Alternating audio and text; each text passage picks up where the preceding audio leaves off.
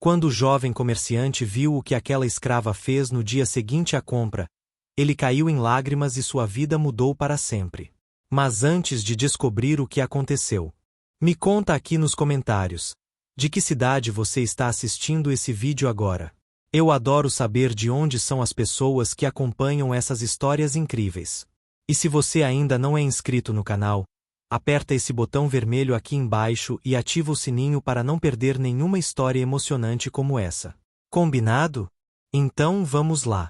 O sol escaldante de agosto castigava as pedras irregulares da praça central, onde dezenas de pessoas se aglomeravam em torno do palco de madeira gasta pelo tempo.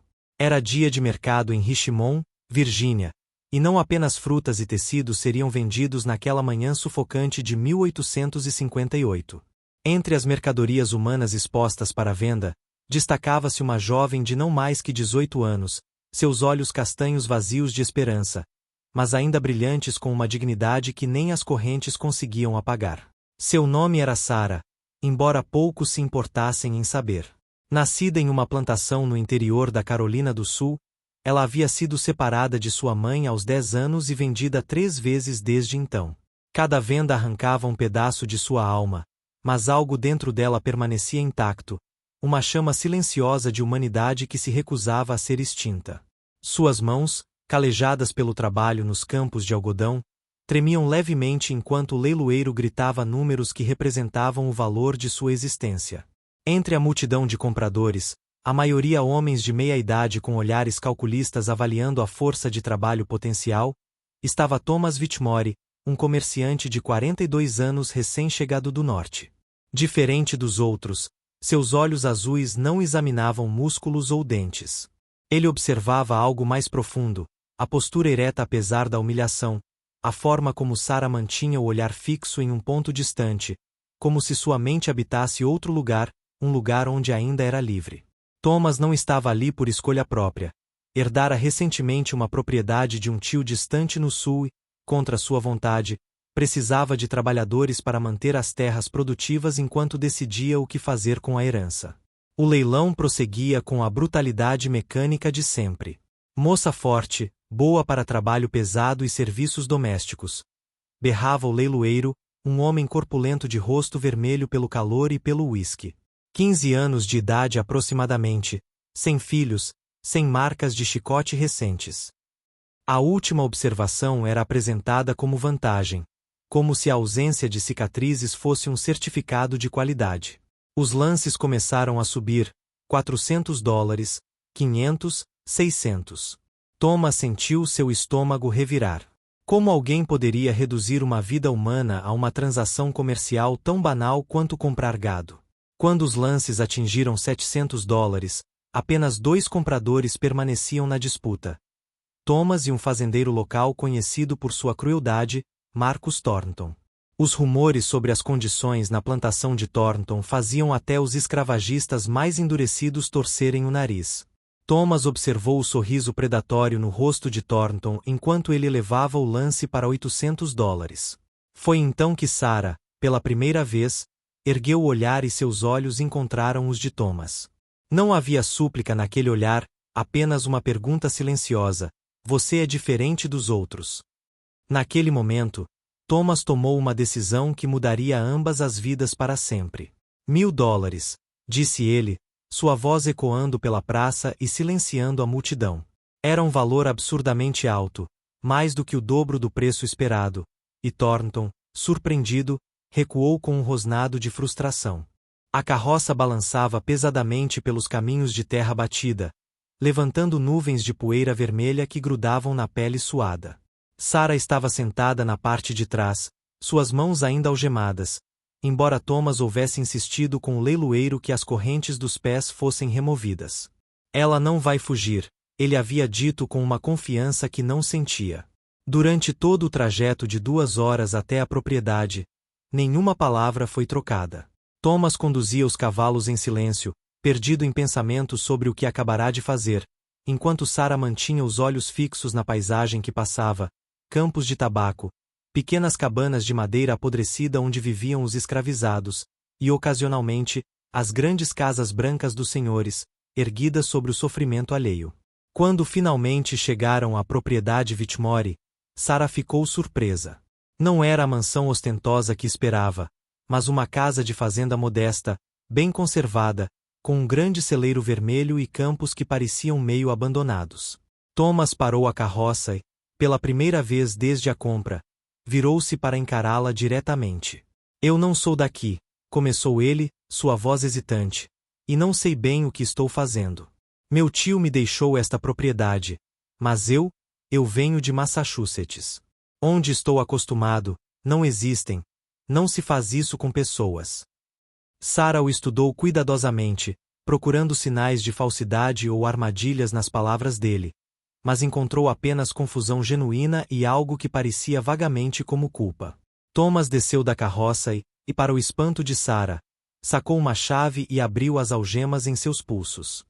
Você está livre para ir, disse ele, embora ambos soubessem que aquelas palavras eram uma cruel ilusão em um mundo onde uma mulher negra sem documentos de liberdade seria capturada e vendida novamente em questão de dias, ou coisa pior. Mas se quiser ficar, posso oferecer comida, abrigo e, eventualmente, quando eu descobrir como fazer isso legalmente, sua liberdade de verdade. Sarah esfregou os pulsos marcados pelas algemas, processando aquelas palavras bizarras. Nenhum senhor de escravos jamais falará assim com ela. Seria uma armadilha? Um novo tipo de crueldade psicológica? Por que você fez o lance? Perguntou Sarah, sua voz rouca de não ter sido usada por horas, mas firme.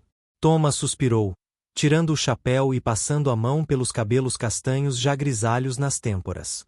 Vi algo no seu olhar, admitiu ele. Vi minha própria irmã. Ela morreu há 5 anos, de febre. Tinha quase a sua idade.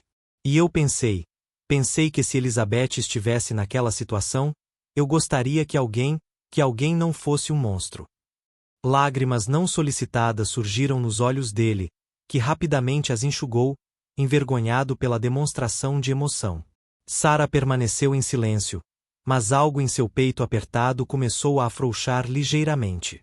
Tem uma cabana nos fundos, continuou Thomas, apontando para uma pequena estrutura de madeira perto de um córrego. Está vazia há meses, mas é limpa e seca. Você pode ficar lá. Amanhã conversamos sobre o trabalho e o resto. Ele começou a caminhar em direção à casa principal, depois parou e olhou para trás. Meu nome é Thomas, a propósito. Thomas Whitmore. E você? Era a primeira vez em 8 anos que alguém perguntava seu nome como se realmente importasse. Sarah, respondeu ela baixinho. Apenas Sarah. Aquela noite, deitada em um colchão de palha que, apesar de simples, era o mais confortável que conhecera em anos, Sarah não conseguiu dormir. Olhava para o teto de madeira da cabana, ouvindo os grilos e o murmúrio distante do córrego, tentando entender o que havia acontecido e, mais importante, o que aconteceria a seguir. Thomas acordou com o canto do galo, como sempre fazia desde que chegara ao sul, mas aquela manhã era diferente. O peso da responsabilidade que assumirá caiu sobre ele como uma pedra. Ele havia comprado um ser humano. Não importava quais fossem suas intenções ou racionalizações, ele participará do sistema que desprezava. Enquanto preparava café no fogão a lenha da cozinha, suas mãos tremiam ligeiramente. Como explicaria isso em cartas para seus amigos abolicionistas em Boston? Como justificaria ter se tornado, tecnicamente, um senhor de escravos, mesmo que temporariamente? Decidiu caminhar até a cabana de Sarah com uma cesta contendo pão fresco, geleia de morango e um pouco de presunto curado. Não tinha certeza de qual seria o protocolo para aquela situação impossível que criará para si mesmo. Quando se aproximou, viu fumaça saindo da pequena chaminé da cabana e encontrou Sarah já acordada, sentada nos degraus da varanda, observando o nascer do sol pintar o céu de tons alaranjados e rosados. Ela o viu se aproximar e se levantou, a postura automaticamente ficando mais rígida, defensiva. 8 anos de escravidão haviam ensinado reflexos de sobrevivência difíceis de desaprender. Trouxe café da manhã, disse Thomas, estendendo a cesta. Sarah aceitou com hesitação, ainda procurando entender as regras desse novo jogo. Pensei que pudéssemos conversar, continuou ele, sentando-se nos degraus sem esperar convite, um gesto que a surpreendeu. Senhores não se sentavam em varandas de cabanas de escravos. Não compartilhavam café da manhã. Não agiam como pessoas. Preciso ser honesto com você, Sara. Não sei o que estou fazendo. Nunca quis ter escravos. Vim para cá apenas para resolver a herança do meu tio e voltar para casa. Mas quando vi você naquele palco... Ele parou, procurando as palavras certas. Você sentiu pena, completou Sara, sua voz sem emoção. Não era uma pergunta. Thomas balançou a cabeça vigorosamente. Não, não foi pena. Foi reconhecimento. Vi uma pessoa, não uma propriedade. E não pude deixar que aquele homem, Thornton, levasse você. Conheço sua reputação. Sei o que ele faz com as mulheres em sua plantação. Sara sentiu um arrepio percorrer sua espinha.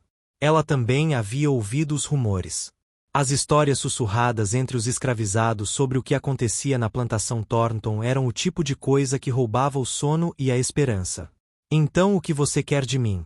Perguntou ela diretamente, cansada de rodeios. Honestamente? Não sei, admitiu Thomas. Esta fazenda precisa de trabalho, isso é verdade. Os campos estão meio abandonados desde que meu tio ficou doente. A casa precisa de cuidados. Mas eu não quero uma escrava, Sara. Quero, não sei, uma funcionária? Alguém que trabalhe comigo, não para mim.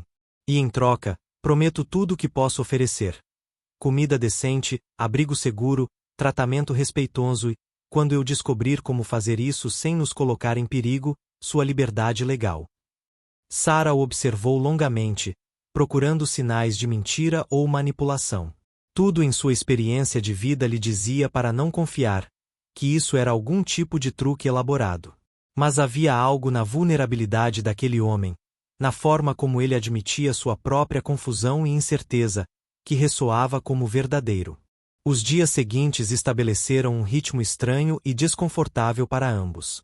Thomas insistia em pagar a Sara um pequeno salário semanal, escondido em um envelope que deslizava sob a porta da cabana toda sexta-feira. Era uma quantia modesta, mas representava algo revolucionário, o reconhecimento de que seu trabalho tinha valor. Sara começou a cuidar da horta abandonada atrás da casa principal, seus dedos hábeis rapidamente identificando o que poderia ser salvo e o que precisava ser replantado. Tomates, feijões, abóboras. Cada semente que colocava na terra parecia um pequeno ato de fé em um futuro que ela nunca se permitirá imaginar. Thomas, por sua vez, trabalhava nos campos, algo que escandalizou os vizinhos proprietários de terras. Um homem branco, trabalhando lado a lado com sua propriedade. Era um absurdo social, uma violação das hierarquias cuidadosamente mantidas que sustentavam toda a estrutura da sociedade sulista. Mas Thomas não se importava.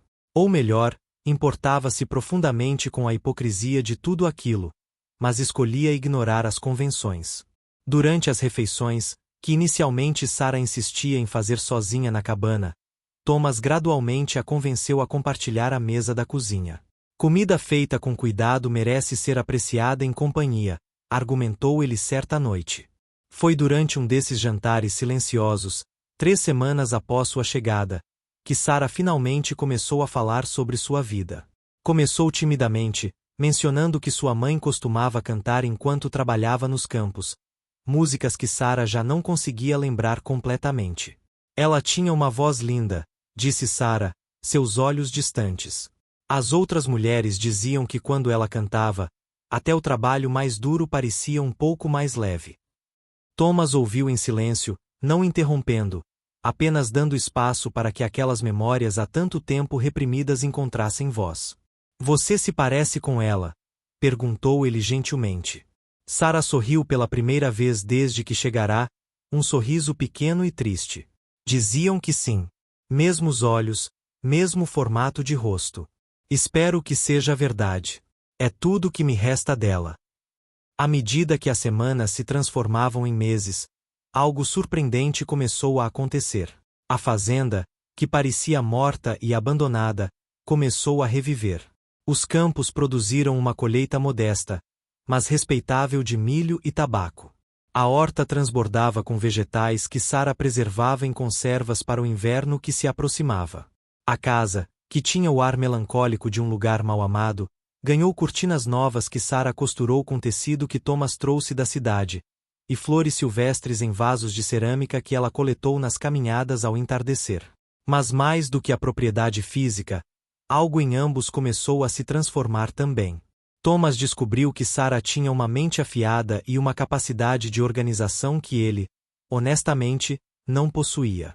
Ela começou a sugerir melhorias na rotina da fazenda, formas mais eficientes de organizar o trabalho, e ele ouvia e implementava suas ideias com gratidão genuína.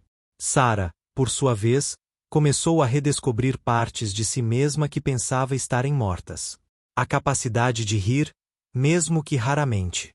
O prazer em criar algo belo, não apenas funcional. A sensação de que seu dia seguinte não seria necessariamente uma réplica de terror e sofrimento do dia anterior. Era uma transformação sutil, como gelo derretendo lentamente sob o sol da primavera, mas era real e profunda. Uma manhã de outubro, quando as folhas começavam a dourar e o ar carregava aquele frescor característico do outono, Sara fez uma descoberta que mudaria tudo. Limpando a biblioteca empoeirada de tio Jeremia, encontrou um conjunto de cartas amarradas com fita desbotada, escondidas atrás de volumes antigos de filosofia. Inicialmente hesitou em ler, eram correspondências privadas, afinal. Mas algo na caligrafia caprichada da primeira carta chamou sua atenção. Com mãos trêmulas, começou a ler e o que descobriu fez seu coração disparar. As cartas eram de uma mulher chamada Abigail, escrava que havia pertencido a Jeremia Whitmore por mais de 30 anos. Mas não eram cartas de uma escrava para seu senhor, eram cartas de amor. Abigail era claramente educada, sua escrita eloquente e cheia de referências literárias. As cartas revelavam uma história de amor proibido e impossível, mantida em segredo absoluto por décadas. Jeremia havia ensinado Abigail a ler e escrever em segredo, um crime punível com açoites ou pior. Eles haviam se amado verdadeiramente, mas as leis e convenções da época tornavam qualquer união formal impossível. A última carta datava de apenas 6 meses antes da morte de Jeremia e terminava com palavras que quebraram o coração de Sara. Quando você partir, irei logo atrás. Não há vida para mim neste mundo sem você. Sara levou as cartas para Thomas naquela noite, suas mãos tremendo enquanto as colocava sobre a mesa da cozinha. Encontrei isto, disse ela simplesmente. Thomas leu em silêncio, sua expressão passando de curiosidade a choque, depois a uma tristeza profunda. Meu Deus, sussurrou ele quando terminou. Eu não sabia. Nunca soube sobre Abigail. Meu tio nunca mencionou. Ele parou, percebendo a magnitude daquele segredo. Sabe o que isso significa? Abigail pode ter sido libertada quando ele morreu. Pode haver documentos. Pode haver. Mas Sara balançou a cabeça. Procurei. Não há registros de alforria, nenhum testamento mencionando ela. Acredito que ela partiu logo após a morte dele. Talvez tenha fugido para o norte, ou talvez. A implicação não dita pairou no ar entre eles. Talvez Abigail tivesse escolhido outro tipo de liberdade, a única que lhe parecia possível sem Jeremia. Thomas se levantou abruptamente e caminhou até a janela, olhando para a noite sem ver. Todo esse tempo, murmurou ele, meu tio viveu essa farsa.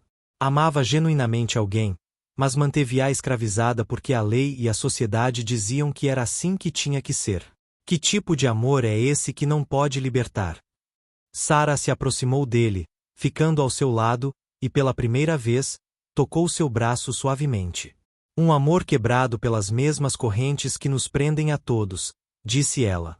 Ela não podia ser livre porque ele não era forte o suficiente para desafiar o mundo por ela. Thomas virou-se para encará-la, e naquele momento algo fundamental mudou entre eles. Eu não serei como ele, declarou Thomas com uma intensidade que surpreendeu ambos. Não vou manter você aqui sob pretextos bonitos e intenções nobres enquanto ainda legalmente você é minha propriedade. Vou libertar você, Sara. Oficialmente. Não importa o que custe, não importa o que os vizinhos digam, Não importa se tenho que vender esta maldita propriedade para pagar os advogados necessários. Sara sentiu lágrimas, as primeiras em anos, escorrerem por seu rosto. Por quê? Perguntou ela, sua voz quebrando. Por que você faria isso por mim? Thomas segurou seu rosto gentilmente entre as mãos, enxugando suas lágrimas com os polegares. Porque você não é propriedade. Porque isso é errado. Porque eu vi o que o amor covarde fez ao meu tio e à mulher que ele amava. E por quê? Ele parou, percebendo algo que vinha crescendo em seu coração sem que ele se permitisse reconhecer. Porque você se tornou importante para mim de uma forma que eu não estava preparado para admitir. O escritório do advogado Martin Blackwood cheirava a charutos caros e livros antigos, um aroma que normalmente Sara acharia reconfortante, mas que naquele momento apenas intensificava sua ansiedade. Thomas havia insistido que ela o acompanhasse à consulta, apesar das olhadas reprovadoras da secretária quando entraram juntos. Blackwood, um homem corpulento de seus 50 anos com sobrancelhas espessas que se uniam quando ele franzia a testa, estudou os documentos à sua frente com expressão grave. Sr. Whitmore, começou ele, tirando os óculos para limpá-los, entendo sua intenção, mas preciso ser franco sobre as implicações legais e sociais do que está propondo.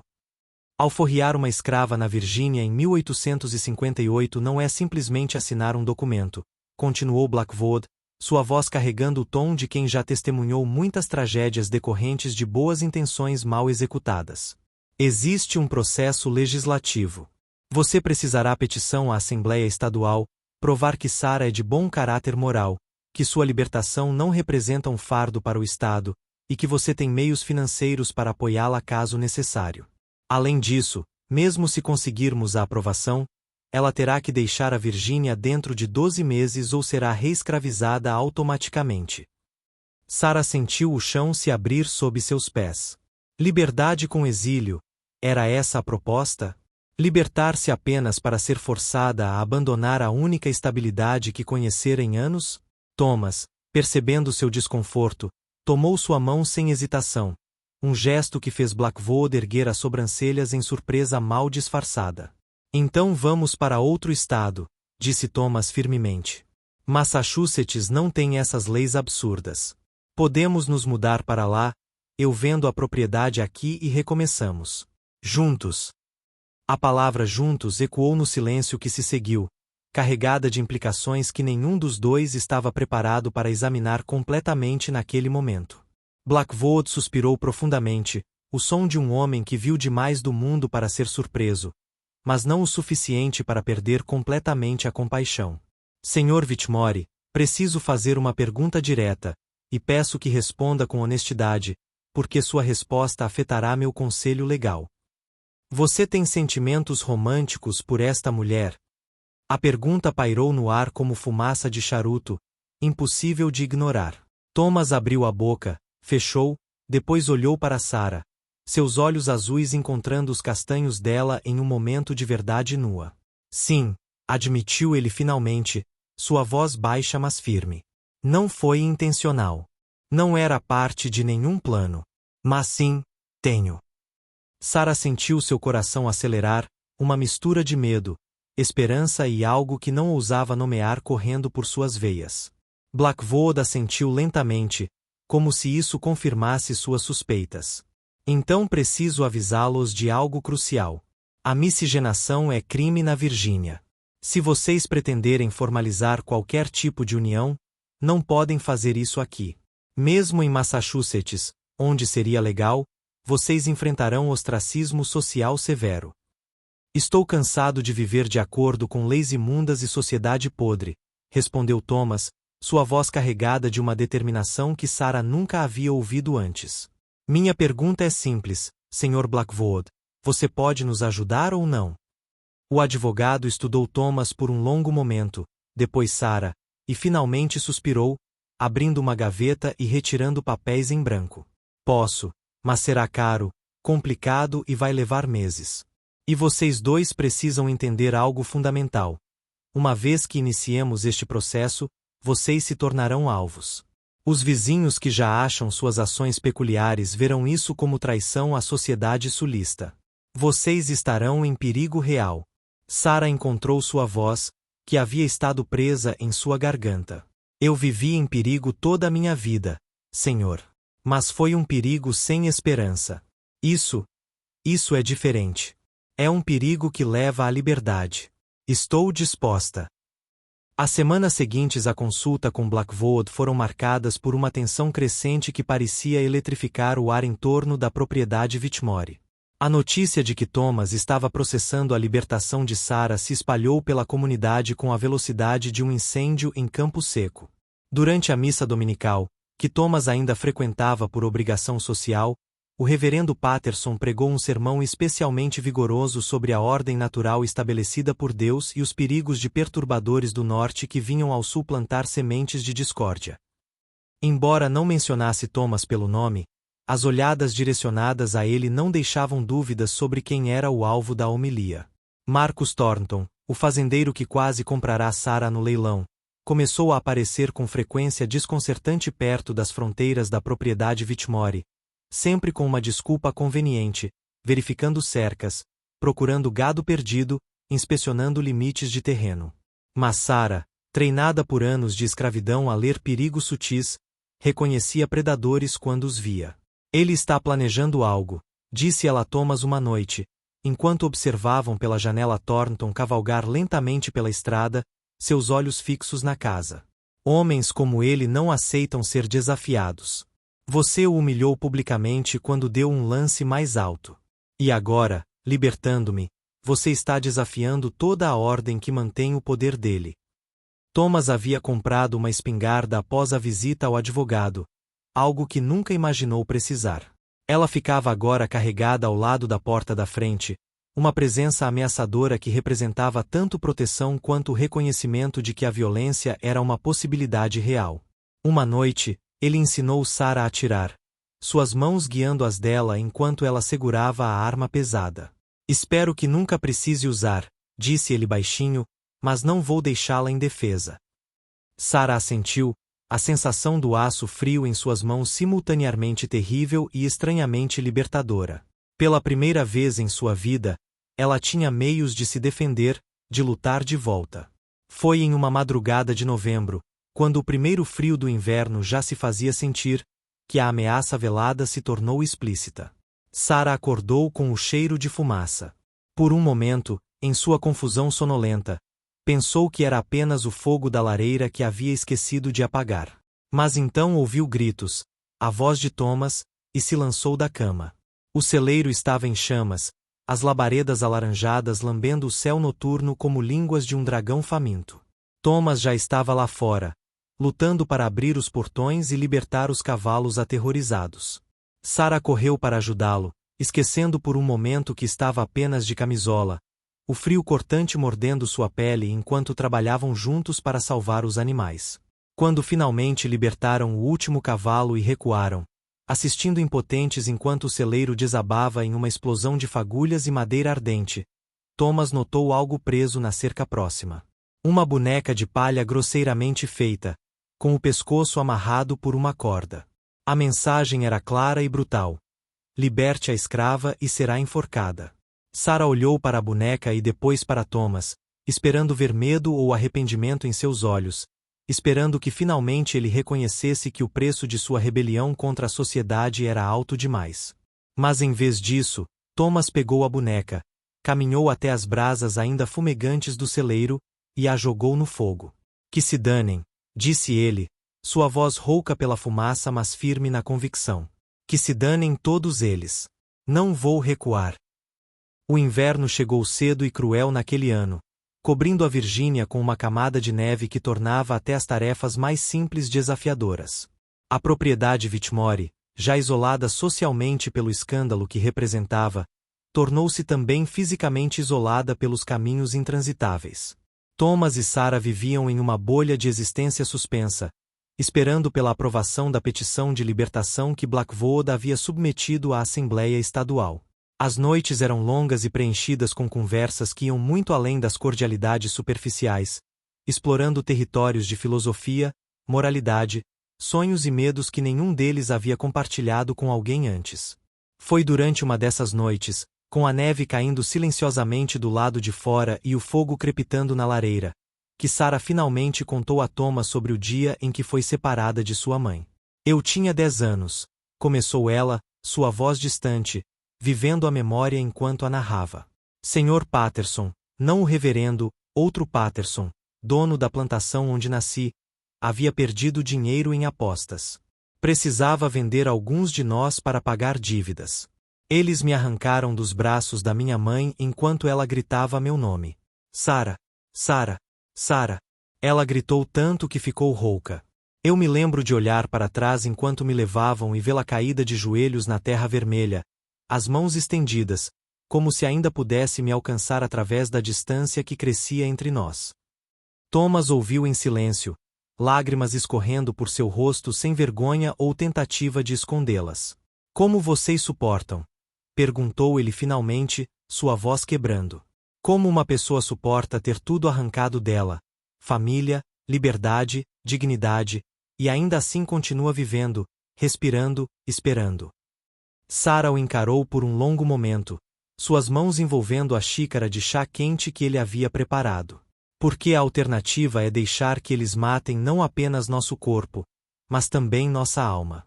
E isso seria dar a eles uma vitória que não merecem. Naquela noite, algo mudou irreversivelmente entre eles.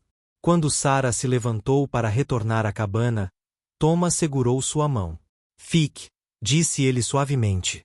Não como escrava, não como funcionária, mas como você. Simplesmente Sarah, que eu aprendia, que eu. Ele parou, as palavras presas, mas seus olhos diziam o que a voz não conseguia. Sarah sentiu algo dentro dela se quebrar e se reformar simultaneamente, como o osso que precisa ser fraturado novamente para curar corretamente. Você sabe que é impossível, sussurrou ela, mas não soltou a mão dele. Para eles, sim, respondeu Thomas.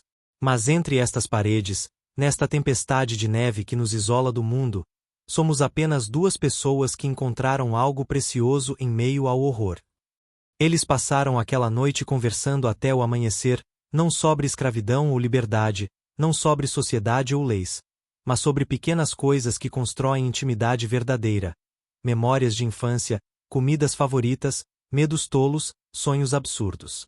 Thomas falou sobre como sua irmã Elizabeth costumava fazer coroas de flores silvestres no verão e insistir que ele a chamasse de Princesa Lilás. Sarah riu, um som genuíno e espontâneo que surpreendeu ambos, e contou sobre como ela e outras crianças escravizadas costumavam fazer barquinhos de folhas e correr atrás deles pelo córrego, apostando qual chegaria primeiro na ponte. Por algumas horas preciosas, foram apenas dois seres humanos descobrindo um ao outro, sem as correntes visíveis e invisíveis que os prendiam.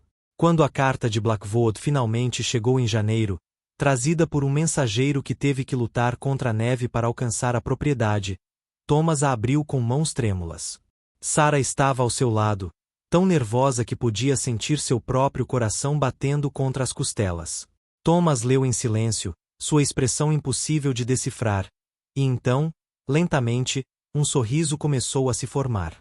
Aprovado, disse ele, sua voz quase um sussurro reverente. A Assembleia aprovou. Você está livre, Sarah. Oficialmente, legalmente livre. Sarah sentiu as pernas fraquejarem e teria caído se Thomas não a segurasse. Livre. A palavra parecia irreal, grande demais para caber em sua compreensão. Ela havia passado tanto tempo escravizada que a liberdade se tornará apenas uma fantasia abstrata, algo que acontecia com outras pessoas em lugares distantes. Mas há condições, continuou Thomas, lendo mais. Você tem até dezembro deste ano para deixar a Virgínia, ou a libertação será revogada. E eu preciso postar uma fiança de $500 garantindo seu comportamento até então. Ele olhou para ela. Sério. Blackwood sugere que comecemos a fazer planos para mudar para Massachusetts assim que as estradas forem transitáveis na primavera. Vou vender a propriedade.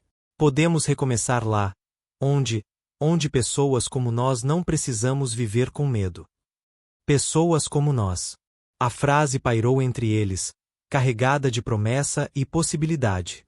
Sarah tocou o rosto de Thomas suavemente, vendo nele não um salvador ou senhor, mas um homem que havia arriscado tudo para fazer o que era certo, e que de alguma forma, ao longo daqueles meses impossíveis, havia se tornado indispensável para sua existência recém-descoberta. A manhã em que Sarah recebeu oficialmente seus papéis de alforria foi um dia típico de março, indeciso entre inverno e primavera, com sol hesitante lutando através de nuvens cinzentas. Blackwood havia vindo pessoalmente entregar os documentos, talvez curioso para testemunhar o momento histórico que havia ajudado a criar. Quando ele estendeu o envelope de couro contendo os papéis legais que declaravam Sarah uma pessoa livre, ela não conseguiu pegá-los imediatamente. Suas mãos permaneceram suspensas no ar, tremendo, como se o documento fosse queimar ao toque ou desaparecer como fumaça se ela se aproximasse demais. Vá em frente, encorajou Blackwood gentilmente, sua voz carregando uma emoção que raramente permitia em transações legais. São seus. Sua liberdade, certificada pela lei e pelo estado da Virgínia. Finalmente, Sarah pegou o envelope, sentindo o peso do couro, o vinco dos papéis dentro. Com Thomas ao seu lado, ela abriu e começou a ler. Sarah, anteriormente propriedade de Thomas Whitmore, é por este instrumento libertada e manumitida de toda servidão. As palavras se borravam em sua visão enquanto lágrimas, anos de lágrimas não derramadas, décadas de esperança reprimida, gerações de sofrimento acumulado, finalmente romperam as barragens que ela havia construído para sobreviver.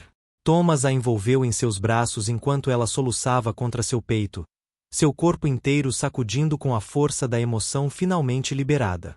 Não eram lágrimas apenas de alegria, mas de luto também, por todos os anos perdidos, por sua mãe que nunca conheceu liberdade, por todas as almas ainda presas nas correntes que ela agora havia quebrado. Blackwood discretamente se retirou para a sala ao lado, dando-lhes privacidade para aquele momento sagrado. Quando Sarah finalmente conseguiu se controlar o suficiente para falar, sua voz saiu rouca mas firme. Eu preciso voltar, disse ela, surpreendendo Thomas. Preciso tentar encontrar minha mãe. Ou pelo menos descobrir o que aconteceu com ela. Sarah, começou Thomas cuidadosamente, você sabe que é perigoso. Se voltarmos para a Carolina do Sul, mesmo com papéis de alforria, você estará em risco constante de ser sequestrada e revendida. Há homens que não respeitam papéis, que... Mas Sarah balançou a cabeça, determinação cristalizando em seus olhos. Eu sei dos riscos. Passei minha vida inteira vivendo com riscos sem escolha. Agora, pela primeira vez, posso escolher qual risco assumir. E escolho tentar encontrá-la. Thomas estudou seu rosto por um longo momento, vendo nela uma força que sempre estivera lá, mas que a escravidão havia forçado a permanecer escondida. Agora, livre, aquela força podia finalmente florescer completamente. Levou 3 semanas de viagem, parte de trem e parte de carruagem, para chegarem à plantação Patterson na Carolina do Sul. O lugar estava menor do que Sarah lembrava, como geralmente acontece quando revisitamos lugares de nossa infância. A grande casa que parecia um palácio em suas memórias era apenas uma estrutura de 2 andares comum, suas colunas descascadas e telhado com telhas faltando. Thomas esperou com a carruagem enquanto Sarah, com seus papéis de liberdade cuidadosamente dobrados no bolso, caminhou até as cabanas dos escravizados. Uma mulher idosa estava sentada em um banco remendado, descascando batatas. Quando ela ergueu os olhos e viu Sarah, o faca caiu de suas mãos. Pequena Sarah, sussurrou ela, a voz tremendo. É você mesmo. Era a tia Bessie, não uma tia de sangue, mas uma das mulheres que havia ajudado a criar Sarah quando sua mãe trabalhava nos campos. Sarah correu para ela, abraçando-a apertado, o cheiro de fumaça de lenha e sabão caseiro instantaneamente transportando-a de volta à infância. Tia Bessie, estou procurando minha mãe, Miriam. Ela ainda está aqui? Ela está bem. O silêncio que se seguiu disse tudo antes que Bessie pudesse formar as palavras. A velha mulher segurou o rosto de Sarah entre suas mãos calejadas, lágrimas brotando em seus olhos nebulosos. Ai, criança! Sua mãe partiu há 5 anos. O coração dela se partiu quando você foi levada, e nunca curou direito. Ela adoeceu durante o inverno, pneumonia, e não resistiu. Sarah sentiu como se toda a força tivesse sido drenada de seu corpo. Ela havia se preparado para essa possibilidade, mas preparação intelectual não significava nada diante da realidade brutal. Sua mãe estava morta. Havia morrido escravizada, sem nunca saber que sua filha eventualmente encontraria liberdade. Ela falou de você até o fim, continuou Bessie, acariciando o cabelo de Sarah como fazia quando ela era pequena. Seu nome foi a última palavra que pronunciou. Sarah, ela morreu chamando por você, querida. Sarah dobrou-se sobre si mesma, a dor física da perda atingindo-a como um soco.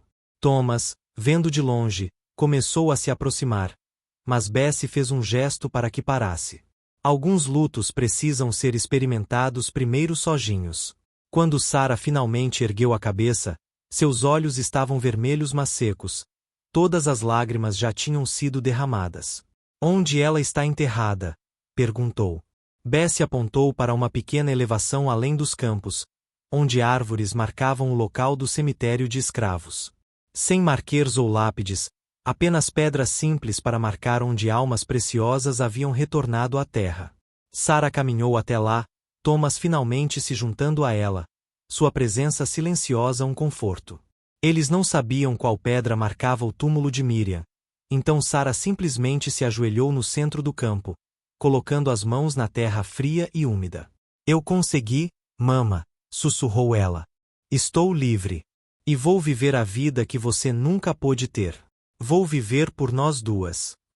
Quando deixaram a plantação Patterson naquele entardecer, Sarah carregava uma pequena boneca de pano que Bessie disse ter sido feita por sua mãe, a única possessão material que restava de Miriam. Thomas segurou sua mão durante toda a viagem de volta, não dizendo nada porque não havia palavras adequadas. 2 dias depois, em uma pequena capela em Massachusetts, onde a primavera já estava em pleno florescimento e as leis permitiam união entre pessoas que o Sul considerava incompatíveis, Thomas Whitmore e Sarah, agora oficialmente Sarah Freeman, o sobrenome que ela havia escolhido para si mesma, se casaram. Era uma cerimônia simples, com apenas o pastor e sua esposa como testemunhas. Quando o pastor perguntou se Thomas tomava Sarah como esposa, ele respondeu com voz clara e firme, sim.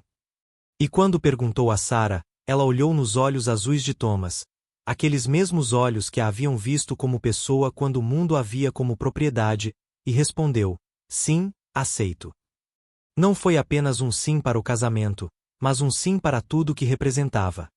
Liberdade, escolha, dignidade, amor que transcendia as correntes que a sociedade tentava impor. Enquanto saíam da capela como marido e mulher, o sol rompeu através das nuvens, banhando-os em luz dourada. Thomas olhou para Sarah, sua esposa, sua igual, sua parceira, e viu lágrimas escorrendo por seu rosto novamente, mas desta vez eram diferentes. Por que você está chorando? Perguntou ele gentilmente, enxugando-as com o polegar. Sarah sorriu através das lágrimas, um sorriso genuíno e radiante que transformou completamente seu rosto. Porque pela primeira vez na minha vida, respondeu ela, sua voz cheia de uma emoção que não conseguia nomear completamente. Estas são lágrimas que eu escolho derramar. Não de dor ou medo ou perda, mas de alegria, de esperança, de possibilidade. Estas são minhas lágrimas, em minha vida, que construo com minhas próprias mãos. E naquele momento, sob o céu de Massachusetts, com os sinos da capela tocando suavemente ao fundo, Thomas também chorou. Lágrimas de gratidão por ter sido forte o suficiente para fazer a escolha certa. Lágrimas de alegria por ter encontrado amor no lugar mais improvável. E lágrimas de esperança de que talvez, apenas talvez, o mundo poderia um dia ser um lugar onde histórias como a deles não fossem extraordinárias, mas simplesmente normais. A boneca de pano feita por Miriam ficaria para sempre na estante de sua nova casa, um lembrete silencioso de onde vieram, do preço da liberdade, e da responsabilidade que carregavam de viver plenamente as vidas que tantos outros nunca puderam. E toda noite, antes de dormir, Sarah tocaria a boneca gentilmente e sussurraria, boa noite, mama. Estou vivendo. Estou amando. Estou livre. E de alguma forma, através do tempo e do espaço, através da barreira entre os vivos e os mortos, ela sentia que sua mãe ouvia e sorria.